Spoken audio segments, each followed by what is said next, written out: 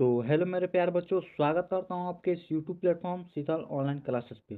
तो जैसा कि मैंने पिछले वीडियो में बताया था कि मैं इस अगले सेशन में क्लास 10th काव्य खंड हिंदी चैप्टर 6 to 12 का ऑब्जेक्टिव क्वेश्चन लाने वाला हूँ। ठीक है, तो मैंने उससे पहले वाले वीडियो में 1 से 6 तक करवा चुका था और आज मैं 7 से 12 तक करवाने वाला हूँ चैप्टर का। ठीक है, तो शुरू से लेकर अंत तक बने रहिए। 100% इसी में से आएगा ऑल ऑब्जेक्टिव क्वेश्चन। इस सेशन को कराने के बाद हमारा पूरा हिंदी का ऑब्जेक्टिव क्वेश्चन कंप्लीट हो जाएगा। ठीक है, तो आपको फुल पीडीएफ मिल जाएगा हमारे टेलीग्राम चैनल पे। तो चलिए आइए एकदम बेहतर तरीके से स्टार्ट करते हैं इस सेशन को। एकदम लगातार 1 घंटे का सेशन होने वाला है। ठीक है, तो एकदम फटाफट आंसर देना है आपको और इसी से क्वेश्चन आएगा। मैं पहले ही बता दे रहा हूँ कि 100% इसी से आएगा।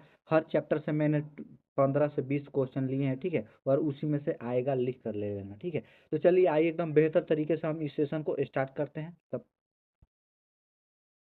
तो ये रहा हमारा चैप्टर 7। इसका चैप्टर का नाम है हमारा हिरोशिमा और लिखे कौन है, अज्ञेय जी। ठीक है, राइटर इनके कौन है, अज्ञेय जी। तो आइए एकदम बेहतर ढंग से एकदम A to Z क्वेश्चन की तरफ बढ़ते हैं और धमाकेदार से तरीके से आप लोग क्वेश्चन का आंसर बताते जाइएगा। ठीक है, पहला क्वेश्चन देख सकते हैं आपके स्क्रीन पे आ चुका है। फटाफट से आंसर दीजिए। ठीक है, क्वेश्चन कह रहा है कि हिरोशिमा, जो हिरोशिमा है, ठीक है, पाठ के नगर के चौक पर निकलने वाला सूरज क्या है। जो हिरोशिमा पाठ में बताया गया है कि नगर के चौक पर निकलने वाला सूरज, उसको क्या कहा गया है। फटाफट से आंसर बताइए। इसका राइट आंसर होगा हमारा अणुबम। ठीक है, राइट आंसर क्या होगा, अणुबम, यानी बी हमारा करेक्ट आंसर हो जाएगी। आइए हम नेक्स्ट क्वेश्चन की तरफ चलते हैं। 2 नंबर 2 नंबर क्वेश्चन करें कि भयानक मानवीय विभीषिका, ठीक है, भयानक मानवीय विभीषिका का चित्रण करने वाली कविता निम्नलिखित में से कौन है। तो इसका राइट आंसर होगा हमारा हिरोशिमा, यानी सी हमारा करेक्ट आंसर, सी हमारा करेक्ट आंसर हो जाएगा। ठीक है, 2 नंबर का। आइए नेक्स्ट क्वेश्चन की तरफ बढ़ते हैं। 3 नंबर 3 नंबर क्वेश्चन कह रहे हैं कि द्वितीय विश्व युद्ध में परमाणु बम किस पर गिराया गया था। मतलब जो द्वितीय विश्व युद्ध हुआ था उसमें परमाणु बम कहाँ गिराया गया था, किस पर गिराया गया था। तो इसका राइट आंसर होगा हमारा जापान में। जापान में गिराया गया था। और कब गिराया गया था आप लोग कमेंट में बताइएगा। कमेंट में बताइए कब गिराया गया था जापान पर। हिरोशिमा द्वितीय विश्व युद्ध के दौरान परमाणु बम जापान पर कब गिराया गया था। ठीक है, नेक्स्ट क्वेश्चन की तरफ बढ़ते हैं। 4 नंबर क्वेश्चन कह रहा है कि उगते हुए सूरज का देश किस देश को कहा गया। तो उगते हुए सूरज का देश किस देश को कहा गया। तो इसका राइट आंसर होगा हमारा जापान को कहा गया, यानी डी हमारा करेक्ट आंसर होगा, जापान। ठीक है, जापान हमारा करेक्ट आंसर होगा। नेक्स्ट क्वेश्चन है कि 5 नंबर 5 नंबर क्वेश्चन कह रहा है कि हिरोशिमा शीर्षक पाठ के कवि कौन है। तो हिरोशिमा शीर्षक पाठ के कवि है हमारे अज्ञेय जी। तो अज्ञेय जी का पूरा नाम क्या है। इनका पूरा नाम है सच्चिदानंद हीरानंद वत्सयान अज्ञेय जी। ठीक है, इसमें भी शॉर्ट दिया है। तो सच्चिदानंद हीरानंद वत्सयान अज्ञेय जी होगा। ठीक है, यानी बी हमारा करेक्ट आंसर होगा 5 नंबर का। नेक्स्ट क्वेश्चन की तरफ बढ़ते हैं। 6 नंबर क्वेश्चन कह रहा है कि हिरोशिमा किस देश में है। तो हिरोशिमा हमारा जापान में पड़ता है। ठीक है, हिरोशिमा जापान में पड़ता है। बी हमारा करेक्ट आंसर हो जाएगा 6 नंबर का।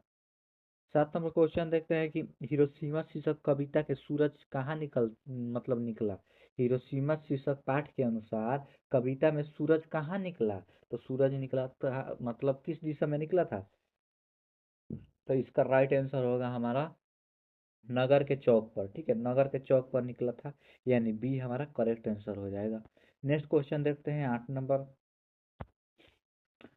नंबर क्वेश्चन कह रहा है कि तार सप्तक का संपादक कौन है। तो लिख लीजिए भी ऑब्जेक्टिव क्वेश्चन 2027 बोर्ड के लिए वेरी इंपॉर्टेंट क्वेश्चन है कि तार सप्तक के सप्ताह मतलब संपादक कौन थे। तो अज्ञेय जी थे, यानी डी हमारा करेक्ट आंसर हो जाएगा।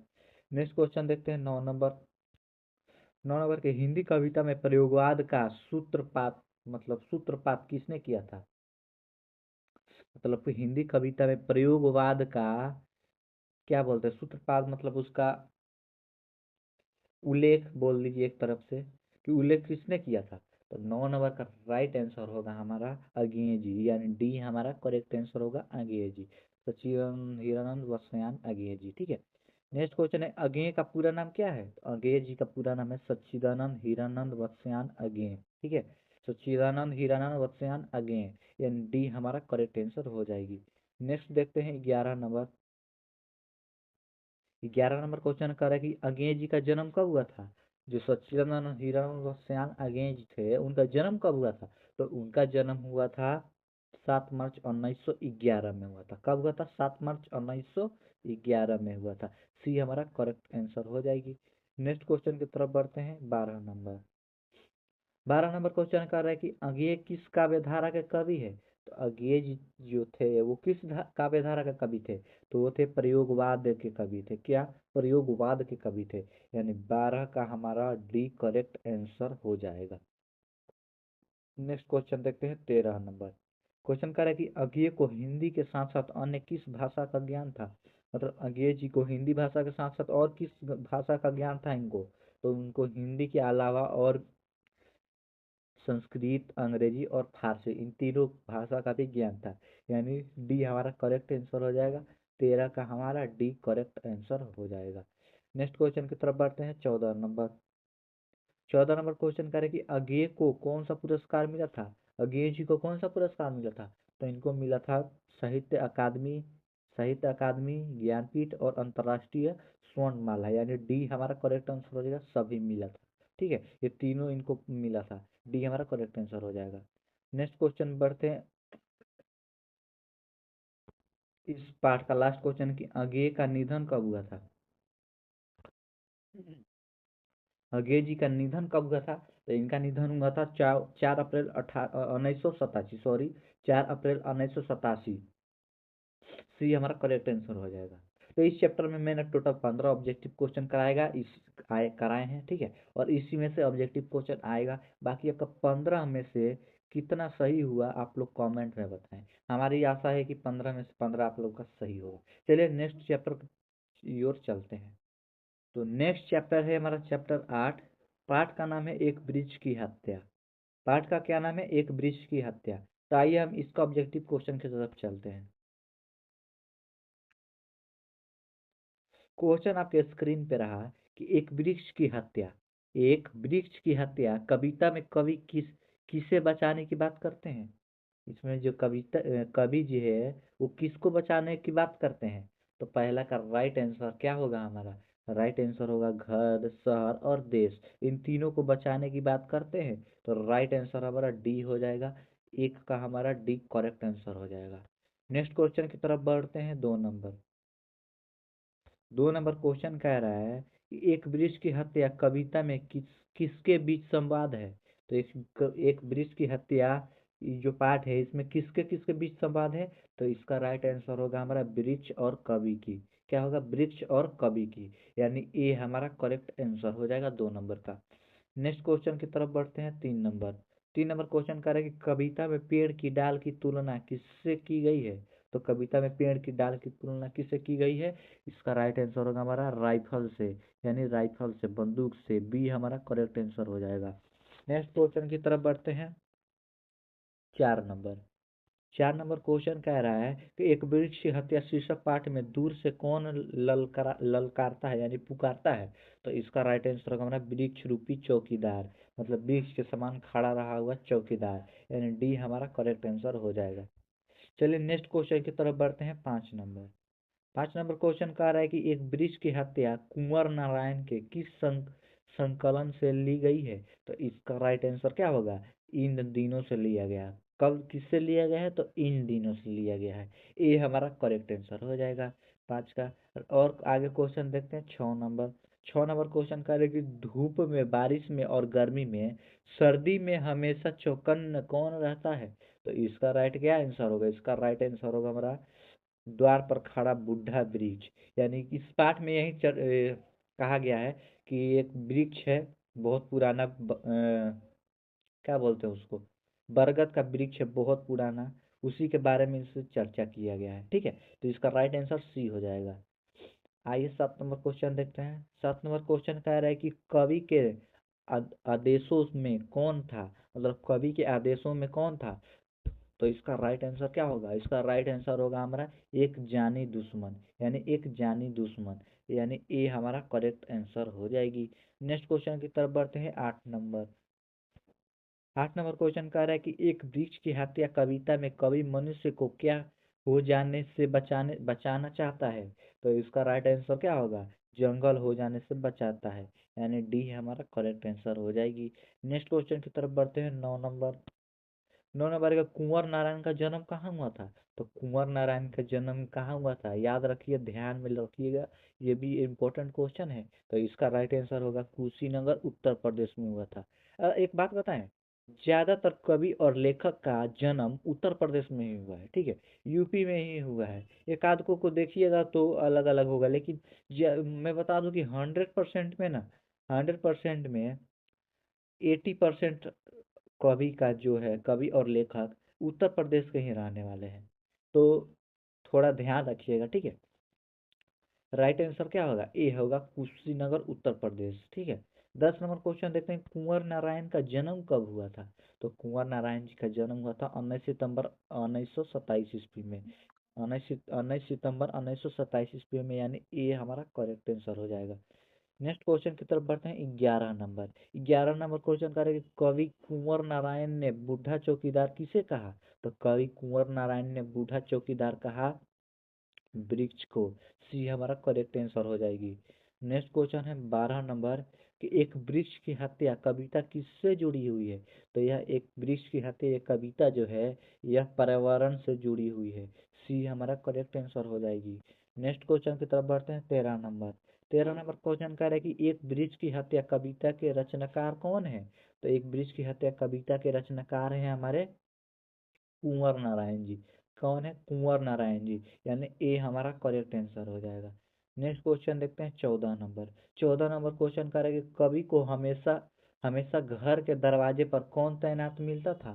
तो इसका राइट आंसर होगा बूढ़ा वृक्ष, बूढ़ा वृक्ष ही कवि मतलब उनके द्वार पर एकदम तैनात मिलता था, ठीक है। सी, सी हमारा करेक्ट आंसर हो जाएगा 14 का। और ये 15 नंबर क्वेश्चन कह रहा है कि कुंवर को मतलब कुंवर नारायण जी को किस पुस्तक से सम्मानित किया गया, सॉरी पुरस्कार, मैं पुस्तक पढ़ रहा था, पुरस्कार से सम्मानित किया गया।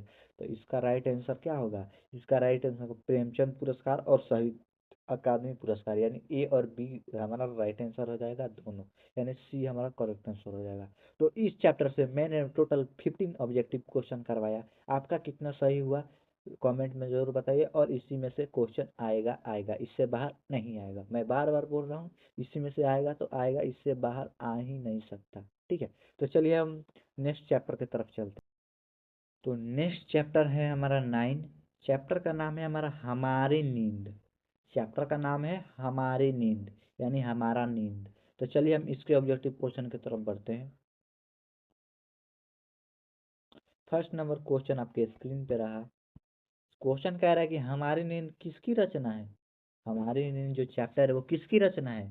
ध्यान रखिएगा, ये हमारे वीरेन डंगवाल, किसके है, वीरेन डंगवाल, यानी सी हमारा करेक्ट आंसर हो जाएगा। और मैं एक बात बताऊं, मैंने क्या बोलूं, क्या बोलना था मेरे को, हाँ, क्लास 10th जो है, क्लास 10th का आप लोग कवि का नाम और उनका जन्म तिथि बहुत जल्दी भूल जाते होंगे याद करने के, तो मैं बहुत ही जल्दी इस पे एक वीडियो लाने वाला हूँ, ट्रिक के माध्यम से मैं बताने वाला हूँ, जो काव्य खंड और गद्य खंड है उसका A to Z कवि और उनका जन्म मृत्यु ट्रिक के माध्यम से, एकदम धमाकेदार ट्रिक के माध्यम से बताने वाला हूँ, ठीक है।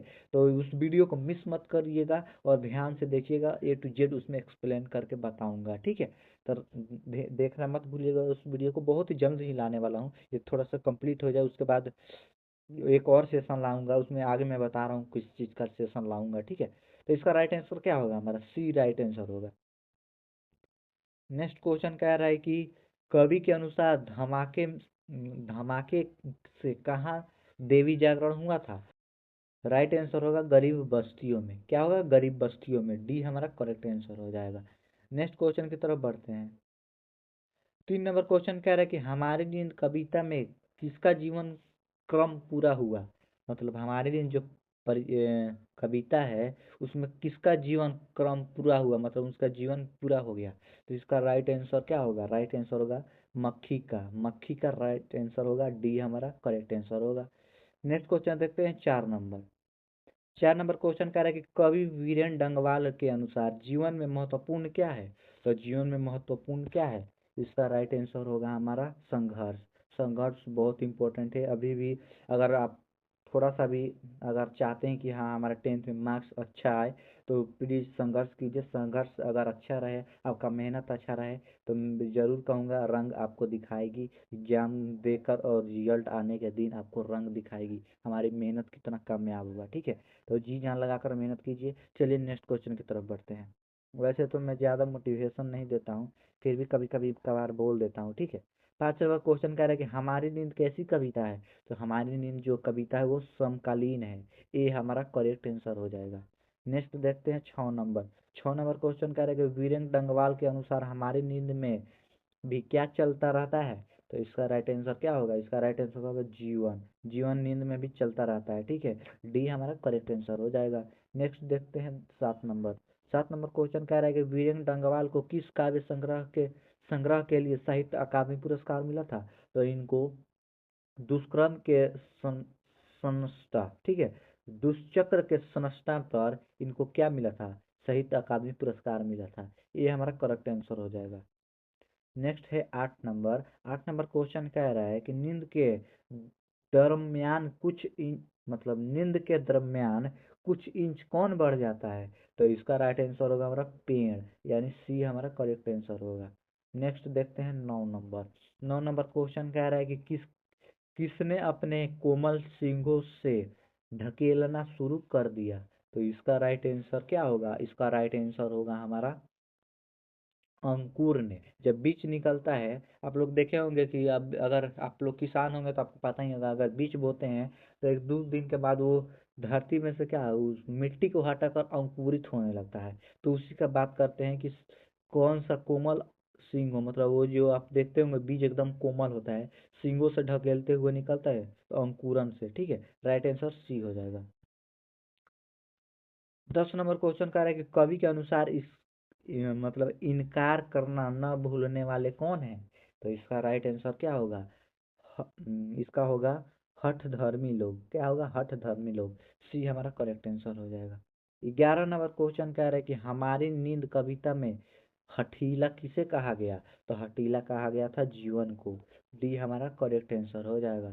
नेक्स्ट क्वेश्चन है 12 नंबर। 12 नंबर क्वेश्चन है किसने सभी साधन जुटा लिए थे। तो इसका राइट आंसर होगा अत्याचारियों ने। क्या, अत्याचारियों ने। सी हमारा करेक्ट आंसर हो जाएगा। नेक्स्ट है 13 नंबर कि हमारी नींद कविता वीरेंद्र डंगवाल की किस कविता संकलन से संकर मतलब लाई गई है। तो इसका राइट आंसर होगा दुष दुष्चक्र में सनस्टा। क्या होगा, दुष्चक्र में सनस्टा।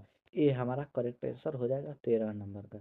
नेक्स्ट है 14 नंबर कि वीरेंद्र डंगवाल को उपाधि दी गई थी। इनको कौन सी उपाधि दी गई थी। तो इनको उपाधि दी गई थी डी लिट की उपाधि दी गई थी। किसकी, डी लिट की उपाधि दी गई थी, यानी ये हमारा करेक्ट आंसर हो जाएगा। नेक्स्ट क्वेश्चन देखते हैं 15 नंबर।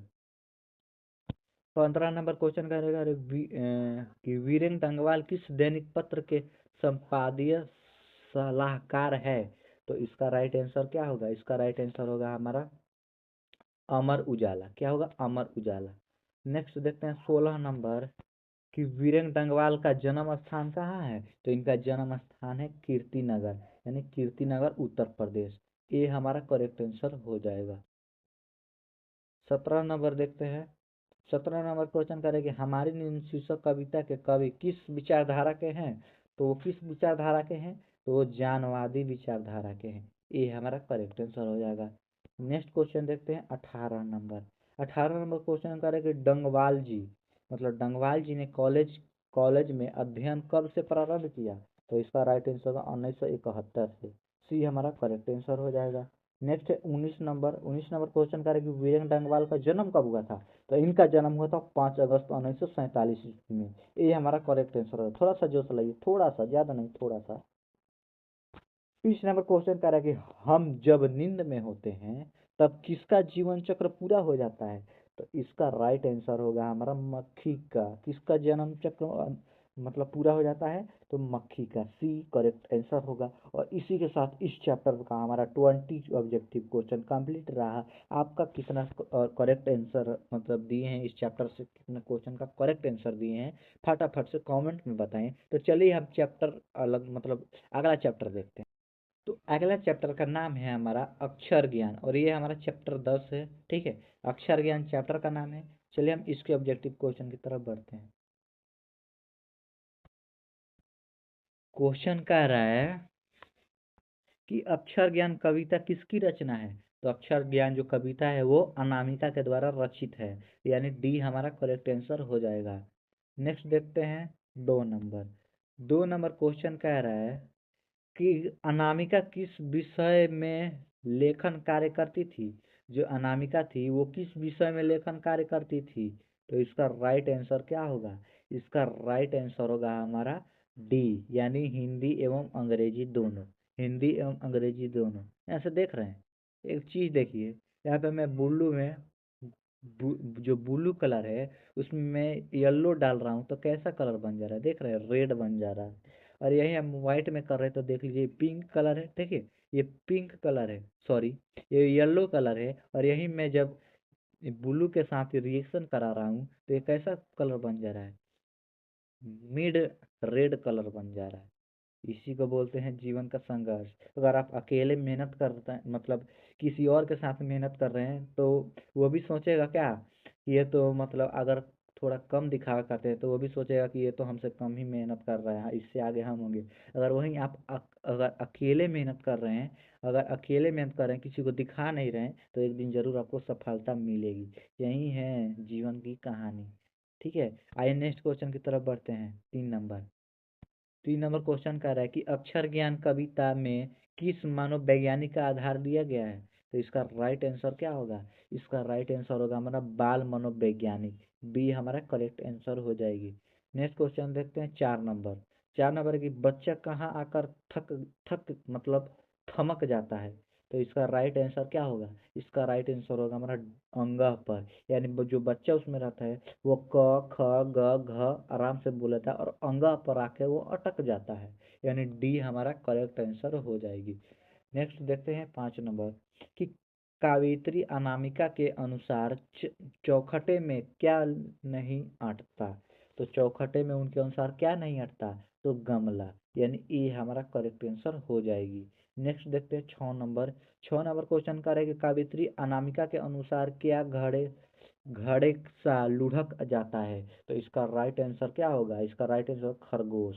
डी हमारा करेक्ट आंसर हो जाएगा। नेक्स्ट देखते हैं 7 नंबर। 7 नंबर क्वेश्चन क्या आ रहा है कि खालिश बेचैनी किसकी है। खालिश बेचैनी किसकी है, तो इसका राइट आंसर होगा खरगोश, यानी ये हमारा करेक्ट आंसर हो जाएगी। नेक्स्ट देखते हैं 8 नंबर। 8 नंबर क्वेश्चन कह रहा है कि कावित्री अनामिका के अनुसार सृष्टि के विकास कथा का पक्ष प्रथमाक्ष क्या है। तो इसका राइट आंसर होगा हमारा मुक्ति की खोज। सी हमारा करेक्ट आंसर हो जाएगी। नेक्स्ट देखते हैं 9 नंबर कि अक्षर ज्ञान कविता कहाँ से ली गई है। तो इसका राइट आंसर कहाँ होगा, कहती है औरत से। कहती है औरत से, इसी से लिया गया है। 9 का हमारा सी करेक्ट आंसर हो जाएगा। ठीक है, 10 नंबर क्वेश्चन है कि कौन फुदक जाता है। कौन फुदक जाता है, तो मैना फुदक जाती है, मैना फुदक जाती है। सी हमारा करेक्ट आंसर हो जाएगा। 11 नंबर क्वेश्चन कह रहा है कि ग यानी अक्षर की समानता किससे दिखाया गया है। जो ग अक्षर की समानता है वो किससे दिखाई गई है। तो इसका राइट आंसर होगा हमारा गमले से। ग से गमला, पढ़े होंगे छोटे होंगे तो। ग से क्या होता है, ग से गमला होता है। क्या होता है, गमला होता है। सी हमारा करेक्ट आंसर हो जाएगा। नेक्स्ट देखते हैं 12 नंबर। 12 नंबर क्वेश्चन कर रहा है कि बालक अंगह के ड को क्या समझता है। अंगह के ड को क्या समझता है, यानी 12 का हमारा राइट आंसर माँ हो जाएगा। ए करेक्ट आंसर हो जाएगा। नेक्स्ट देखते हैं 13 नंबर कि कावित्री अनामिका का जन्म कब हुआ था। कवित्री अनामिका का जो जन्म हुआ था वो कब हुआ था। तो इनका जन्म हुआ था 17 अगस्त 1961 में। 17 अगस्त 1961 में। सी करेक्ट आंसर हो जाएगा। नेक्स्ट देखते हैं 15 नंबर क्वेश्चन कह रहे कि कवित्री अनामिका का जन्म कहाँ हुआ था। तो ये कवित्री अनामिका का जो जन्म हुआ था, उनका जन्म हुआ था मुजफ्फरपुर बिहार, यानी सी करेक्ट आंसर हो जाएगा। नेक्स्ट देखते हैं 15 नंबर कि गलत पत्ते की चिट्ठी निम्न में से क्या है। तो गलत पत्ते की चिट्ठी क्या है, यह एक कहानी है, यानी ए करेक्ट आंसर हो जाएगा। और इसी के साथ हमारा चैप्टर ये भी हो कंप्लीट रहा। टोटल 15 ऑब्जेक्टिव कराया, आपका 15 में से कितना सही हुआ कमेंट में अपनी राय जरूर दीजिए। तो चलिए हम नेक्स्ट सेकेंड लास्ट क्वेश्चन की तरफ बढ़ते हैं, सॉरी सेकेंड लास्ट चैप्टर की तरफ। तो नेक्स्ट चैप्टर का नाम है हमारा लौट कर आऊंगा फिर। चैप्टर का क्या नाम है, लौट कर आऊंगा फिर, और ये हमारा चैप्टर 11 है, ठीक है। तो टोटल हमारा चैप्टर 12 था, 11 पर आ चुके हैं। थोड़ा सा धैर्य बना के रखिए, A to Z क्वेश्चन कर रहे हैं हम लोग, ठीक है। चैप्टर का नाम क्या है हमारा, लौट कर आऊंगा फिर। चलिए हम इसके ऑब्जेक्टिव क्वेश्चन की तरफ बढ़ते हैं।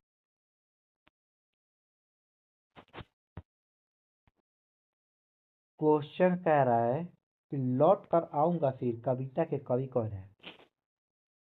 इस जो ये जो कविता है इसके कवि कौन है। तो इसके कवि है हमारे जीवनानंद दास। कवि कौन है हमारे, जीवनानंद दास। डी हमारा करेक्ट आंसर हो जाएगा। नेक्स्ट 2 नंबर क्वेश्चन कि जीवनानंद दास किस भाषा के कवि हैं। तो जीवनानंद जी जो है वो बांग्ला मतलब भाषा के कवि है। डी हमारा करेक्ट आंसर हो जाएगा। नेक्स्ट है 3 नंबर। 3 नंबर क्वेश्चन कह रहा है कि कवि अगले जीवन में क्या बनने की अभिलाषा व्यक्त करते हैं। तो इसका राइट आंसर होगा अबाबिल, कौवा और हंस, यानी इसमें से सभी। डी हमारा करेक्ट आंसर हो जाएगा 3 नंबर का। नेक्स्ट देखते हैं 4 नंबर।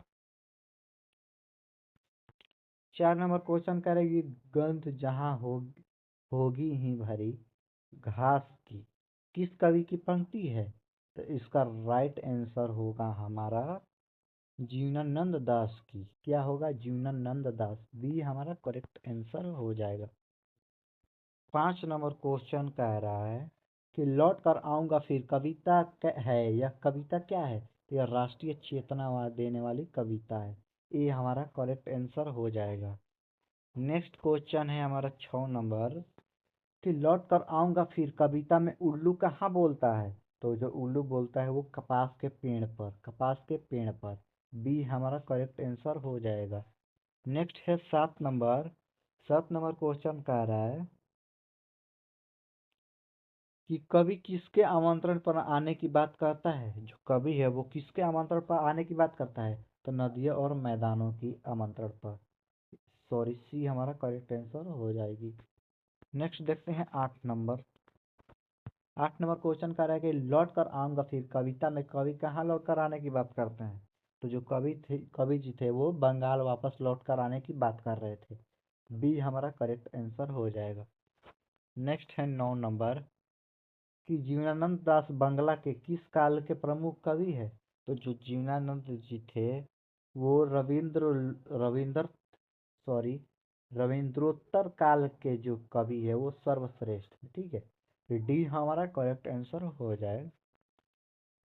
10 नंबर क्वेश्चन कह रहा है कि लौट कर आऊंगा फिर कविता में कवि का कौन सा भाव प्रकट होता है। तो मातृभूमि और प्रेम की। ये हमारा करेक्ट आंसर हो जाएगा 10 नंबर का।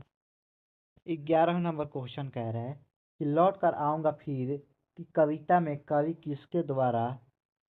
किसके द्वारा घसीली जमीन पर मुट्ठी भर चावल फेंकने की बात करता है।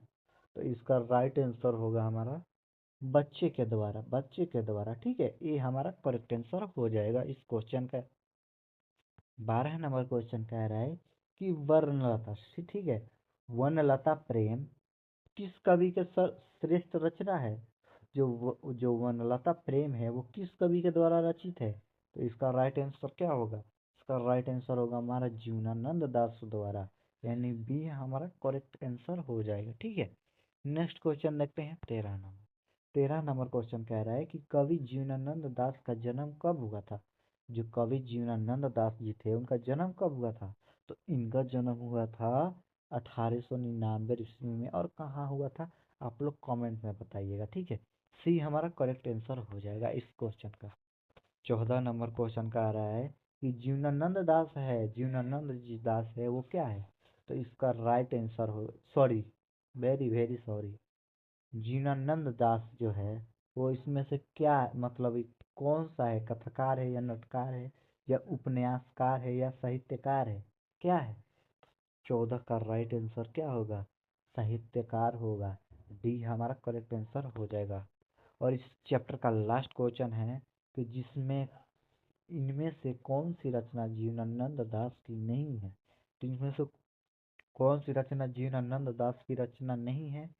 तो बेला अलबेला कलबेला ये नहीं है, रूपासी बंगला ये भी नहीं है, वनलता सेन ये भी नहीं है, गीतांजलि है। Sorry sorry, very very sorry, क्या हो गया यार मेरे को, मैं सब उल्टा पुल्टा बता रहा हूँ। इसमें क्वेश्चन मैं ध्यान से नहीं देखा, ठीक है। इसमें से कौन सी रचना जीवनानंद दास की नहीं है? इसमें से कौन सी नहीं है? तो बेल अलबेला कलबेला ये है, और रूपासी बांग्ला ये भी है, वनलता सेन ये भी है, और लेकिन गीतांजलि नहीं है, गीतांजलि नहीं है। ये हमारा करेक्ट आंसर हो जाएगा 15 का। तो इस चैप्टर से हमारा टोटल 15 ऑब्जेक्टिव क्वेश्चन हुआ कंप्लीट। बाकी आपका 15 में से कितना सही हुआ कमेंट में बताइए, ठीक है। तो चलिए हम लास्ट क्वेश्चन के, सॉरी, लास्ट चैप्टर के चलते हैं, इस क्लास का लास्ट चैप्टर 12 चैप्टर का, ठीक है। तो लास्ट चैप्टर है हमारा पाठ 12, मेरे बिना तुम प्रभु। पाठ का नाम है मेरे बिना तुम प्रभु। तो चलिए हम इस ऑब्जेक्टिव क्वेश्चन की तरफ बढ़ते हैं। क्वेश्चन आपका सामने रहा, फटाफट से आंसर बताइए। क्वेश्चन कह रहा है कि मेरे बिना तुम प्रभु के कवि कौन है? तो इसका राइट आंसर होगा हमारा रेनर मारिया रिल्के। क्या होगा? रेनर मारिया रिल्के, यानी रेनर मारिया रिल्के। आपको मेरा लिखा हुआ समझ में आ रहा है? इसमें थोड़ा सा लिख नहीं पा रहे हैं स्क्रीन रिकॉर्डिंग में, ठीक है, क्योंकि फ़ोन से स्क्रीन रिकॉर्डिंग करना होता है, इसीलिए इसमें उतना स्पेस नहीं होता है कि मैं थोड़ा बड़ा बड़ा लिख कर दिखाऊँ, ठीक है। कुछ दिनों में मैं टेब लेने वाला हूँ, ठीक है। उससे मैं एकदम ए टू जेड पढ़ाऊंगा, एकदम बड़ा बड़ा अक्षर, ठीक है, लिख लिख कर पढ़ाऊंगा। अभी तो सिर्फ क्वेश्चन करा हूँ। कुछ दिनों की बात है, मैं टेब लूंगा और उससे ए टू जेड आपका ऑब्जेक्टिव सब्जेक्टिव एकदम न्यूमेरिकल ए टू जेड करवाएंगे, ठीक है, टेंशन ना लीजिए। इसका राइट आंसर होगा हमारा ए हमारा करेक्ट आंसर हो जाएगा। 2 नंबर क्वेश्चन का है कि रेनर मारिया रिल्के का जन्म कहाँ हुआ था? तो इनका जन्म हुआ था जर्मनी में। जन्म हुआ था जर्मनी से, जस जन्म जस जर्मनी, जस जन्म जस जर्मनी। ये हमारा करेक्ट आंसर हो जाएगी। नेक्स्ट देखते हैं 3 नंबर। 3 नंबर की कवि किसका शानदार लवादा गिर जाने की बात करते हैं? शानदार लवादा, शानदार लवादा गिर जाने की बात करते हैं। तो इसका राइट आंसर होगा प्रभु की, प्रभु की। बी हमारा करेक्ट आंसर हो जाएगा। नेक्स्ट क्वेश्चन है कि रेनर मार्किया रिल्के का जन्म कब हुआ था? तो इनका जन्म हुआ था 4 दिसंबर 1875। ये हमारा करेक्ट आंसर हो जाएगा। 5 नंबर क्वेश्चन कह रहा है कि मेरे बिना तुम प्रभु कविता का हिंदी रूपांतरण किसने किया था? तो इस कविता का हिंदी रूपांतरण धर्मवीर भारती ने किया था। ये हमारा करेक्ट आंसर होगा। नेक्स्ट है 6 नंबर कि कवि रिल्के के अनुसार मनुष्य के बिना किसका अस्तित्व न रहेगा? तो इसका राइट आंसर होगा हमारा ईश्वर का अस्तित्व नहीं रहेगा। जब मनुष्य ही नहीं रहेगा तो ईश्वर का अस्तित्व ही क्या रह जाएगा? ये करेक्ट आंसर हो जाएगा। नेक्स्ट देखते हैं 7 नंबर कि रेनर मारिया रिल्के किस देश के कवि है? तो ये जो है वो जर्मनी देश के कवि है। ये हमारा करेक्ट आंसर हो जाएगी। नेक्स्ट है 8 नंबर की रेनर मारिया रिल्के अपने अपने न होने की स्थिति में प्रभु को कैसे पाते हैं? इसका राइट आंसर होगा बेघर और निर्वासित, बेघर और निर्वासित। डी करेक्ट आंसर हो जाएगा। 9 नंबर क्वेश्चन का है कि मेरे बिना तू प्रभु कविता के भाव की है, मतलब भाव क्या है, मतलब क्या भाव व्यक्त करता है यह कविता? तो इसका राइट आंसर होगा भक्ति। सी हमारा करेक्ट आंसर हो जाएगी। 10 नंबर क्वेश्चन की तरफ बढ़ते हैं। मेरे बिना तुम प्रभु कविता में प्रभु की पादुका कौन है? तो इसका राइट आंसर होगा कवि। सी करेक्ट आंसर हो जाएगा। नेक्स्ट देखते हैं 11 नंबर। 11 नंबर क्वेश्चन का है कवि के अनुसार भक्त किस रूप में है? तो कवि के अनुसार भक्त जो है वो जलपात्र, मदिरा और वेश और वृत्ति, इसमें से सभी रूप में है। डी करेक्ट आंसर हो जाएगा। 12 नंबर क्वेश्चन है कि कवि की नर्म सख्या पर कौन विश्राम करता है? तो इसका राइट आंसर होगा प्रभु की कृपा दृष्टि। ये हमारा करेक्ट आंसर होगा। नेक्स्ट 13 नंबर क्वेश्चन है। क्वेश्चन कह रहा है कि कवि रिल्के के अनुसार ईश्वर को सर्वशक्तिमान के रूप में किसने प्रतिष्ठित किया है? तो इसका राइट आंसर होगा हमारा मनुष्य ने ही अपने प्रभु को सर्वश्रेष्ठ माना है। सी करेक्ट आंसर हो जाएगा। क्वेश्चन है 14 नंबर के रेनर मारिया रिल्के की काव्य शैली क्या है? तो इनकी जो काव्य शैली है वो गीतात्मक है। क्या है? गीतात्मक है। ये हमारा करेक्ट आंसर हो जाएगा। नेक्स्ट और लास्ट क्वेश्चन है इस क्लास का कि रेनर मार्किया रिल्के कविता में किन वाद का स्वर सुनाई देता है? तो इसका राइट आंसर होगा रहस्यवाद, यानी डी हमारा करेक्ट आंसर होगा। और इसी के साथ हमारा टोटल हिंदी बुक का ऑब्जेक्टिव क्वेश्चन कंप्लीट रहा। क्या रहा? कंप्लीट। अब चलिए हम बताते हैं कि नेक्स्ट सेक्शन में हम आखिर क्या लाने वाले हैं। तो नेक्स्ट चैप्टर में हम लाने वाले हैं वर्णिका का पूरा ऑब्जेक्टिव क्वेश्चन। आखिर वर्णिका क्या होता है? तो ये हमारी 10th में जो आपको छोटी सी पुस्तक देखी होगी हिंदी का ही है वर्णिका। इसको बहुत सारे जो लोग हैं इसको मतलब पढ़ते ही नहीं है, उनको पता ही नहीं रहता है। तो मैं बता दूं बहुत ज़्यादा इम्पोर्टेंट है ये भी बहुत ज़्यादा इम्पोर्टेंट है। इस जो 6 चैप्टर है, इस चैप्टर जो 6 चैप्टर है इसमें से टोटल पता है आपको कितना नंबर से पूछ लेता है? इसी 6 चैप्टर में से, इसी 6 चैप्टर में से 6 से 8 नंबर का क्वेश्चन पूछ लेता है एग्जाम में, इसी 6 चैप्टर से। तो आपको पता ही नहीं रहेगा तो आप लोग बनाएंगे कैसे? तो इसीलिए मैं ला रहा हूँ अगले सेशन में वर्णिका का जो 6 चैप्टर है हमारा। पहला चैप्टर है दही वाली मगम्मा, धरते विश्वास, तीसरा है हमारा माँ, चौथा है हमारा नगर, और पांचवा है धरती कब तक घूमेगी। ये ये जो सॉरी 5 चैप्टर, ठीक है। तो इस पांचों का हम लाने वाले हैं 1 shot objective question. 1 shot objective question लाने वाले हैं, ठीक है। तो इस सेशन में जुड़ना ना तो भूलिएगा। बहुत ही ज़्यादा इम्पोर्टेंट इम्पोर्टेंट क्वेश्चन मैं करवा रहा हूँ और आगे तक करवाता रहूँगा एग्जाम तक, ठीक है। तो जुड़ना मत भूलिएगा इस सेशन में वर्णिका क्लास 10th का जो है। उसके बाद मैं उसके बाद मैं क्या करने वाला हूँ, इस क्लास को करवाने के बाद मैं क्या बोलते हैं, 2-2 चैप्टर का, एक दिन में 2-2 चैप्टर का मैं सब्जेक्टिव क्वेश्चन लाऊंगा। यानी हमारा क्या बोलते हैं काव्य खंड में 12 चैप्टर है, ठीक है। काव्य खंड में हमारा 12 चैप्टर है। उस 12 चैप्टर में काव्य खंड और गद्य खंड एक बार देख लूँ मैं। हाँ, काव्य खंड में 12 और गद्य खंड में 12 चैप्टर है, ठीक है। तो 2-2 चैप्टर का एक दिन में मैं लाऊंगा। तो मेरे अंदाज से 6 दिन में काव्य खंड का खत्म होगा और 6 दिन में गद्य खंड का कंप्लीट होगा। और एक दिन में मैं ये वर्णिका का करवा दूंगा। यानी 6, 6, 12 और 13 दिन में आपका पूरा हिंदी का निचोड़ खत्म हो जाएगी। 13 दिन में पूरा हिंदी का निचोड़ खत्म हो जाएगी। अगर उससे भी नहीं होगा तो मैं एक दिन में 4-4, 5 चैप्टर का ला दूंगा, जिससे थोड़ा हमारा जल्दी ही कंप्लीट हो जाए। और मैं पूरा क्वेश्चन नहीं करवाने वाला हूँ, मैं फिर से बता दे रहा हूँ, मैं पूरा क्वेश्चन नहीं करवाने वाला हूँ सब्जेक्टिव क्वेश्चन में। मैं उसी गिनी चुनी क्वेश्चन को करवाने वाला हूँ जो कि मुझे 100% लगता है कि 2027 में एग्जाम में वो क्वेश्चन आएगा, उसी क्वेश्चन को मैं करवाऊंगा, ठीक है। तो फिर उस सेशन में जुड़ना मत भूलिएगा। अपने दोस्तों के बीच पूरा शेयर कर दीजिएगा। A to Z गाइडलाइंस मिलते रहेगी हमारे इस शीतल ऑनलाइन क्लासेस प्लेटफॉर्म पर, ठीक है। तो चलिए फिर इसी के साथ हम अपने क्लास को यहीं पे समाप्त करते हैं। मिलते हैं हम आपसे नेक्स्ट एपिसोड में, तब तक बाय बाय, लव यू।